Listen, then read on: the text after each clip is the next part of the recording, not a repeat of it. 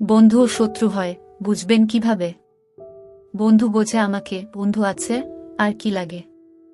মানে বন্ধু হলে আর কিসের পরোয়া। বন্ধু জীবনটা পাল্টে দিতে পারে, জীবনকে সুন্দর করতে পারে। মনীষীরাও বলে গেছেন যে কখনো কোনো বন্ধুকে আঘাত করো না, এমনকি ঠাট্টা করেও না। বন্ধুত্বের সম্পর্কটা সম্মানের, ভালোবাসার আর ভরসার। কিন্তু বন্ধুত্বে কখনো কখনো চির ধরে, চিরচেনা বন্ধুই অচেনা শত্রু হয়ে ওঠে। বন্ধুর পথে বন্ধু হয়ে শেষ পর্যন্ত সবাই হাঁটতে পারে না। সবাই বলে বন্ধু শত্রু হতে কতক্ষণ। আসলেই তাই।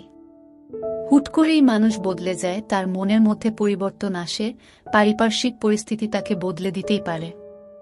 আর যখন স্বার্থের সংঘাত ঘটে, তখন দুই বন্ধুর মধ্যেও শুরু হয়ে যায় স্নায়ুযুদ্ধ।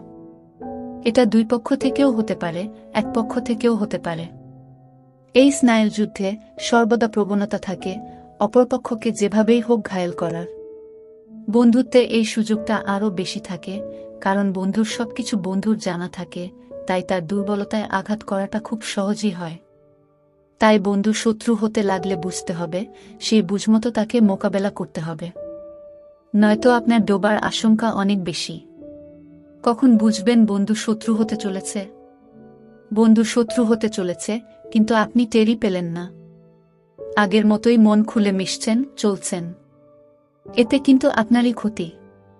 তাই ডুবোতে না চাইলে বুঝে নিন পরিস্থিতি। নাম্বার 1।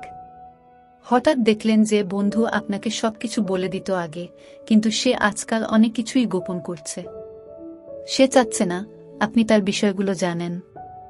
তবেই বুঝবেন সে আপনার কাছ থেকে দূরে সরে যাচ্ছে।